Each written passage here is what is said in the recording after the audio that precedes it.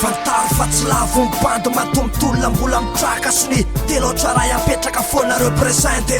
ho any tanàna se lavitra nespiraka ty mbola tsy rovitra authentique nenay fotikevitra marika biojiote olo tirty tsy maikitsika tsy koana tsy lohana arana fa tsy kopiny le rony mihitsy ny atao hoe sorana tsy mety farana io tsy koana tsy be mpanaraka misosa miaty mangina matomiko fa eto tafaraka fotra raha iainy miangana dia feriko ihany hoe tsy mety maty leseaty amin'ny zava-pitra pasamy mastalata-maty zay mitovy fijery ihany no ahita lese nene rapikasy tsy mitika hoe fahasambarana sterellangilatsofina fa aminay mipetsy fianarana retsaina raha mbola mananaina dia afatra foana pitaina raha mbola mijoro sy manam-potoana kosoiny kofa kama tsy alaina hitsangana satria miforesy tsy vio tsy vatokarangana fa fitiavana fikirisana indraindray nitsika indraindray mangana nenay kozy abengy avy ato anaty manoratry ny tsy miala aretsaina mandramaty reprezente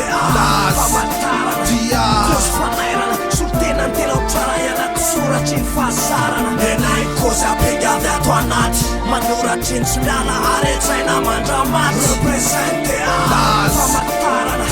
kozy fanairana solotena ntelaotraray anaty soratry ny fahazarana aty leka tsy mivary lavo fa manoratra mamaka fakan'ray orona tsary sy akamatatra zay lafatra masana komoreny tsy aro fatatra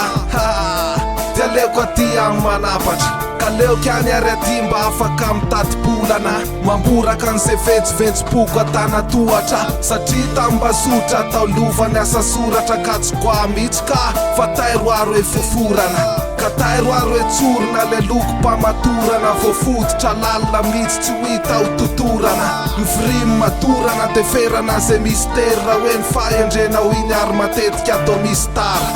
tsara ratsy dia hoe asina kafara zay fihevitra ao hatram'izay tsy lavitry ny fazaza fa sao alotsy levitra raha hoe satsy tatatata amin'ny matatsimo apapa dia loatra raha iaho tsara nenay kozy abengy avy ato anaty manoratry ny tsy miala aretsaina mandramaty reprezente famantarana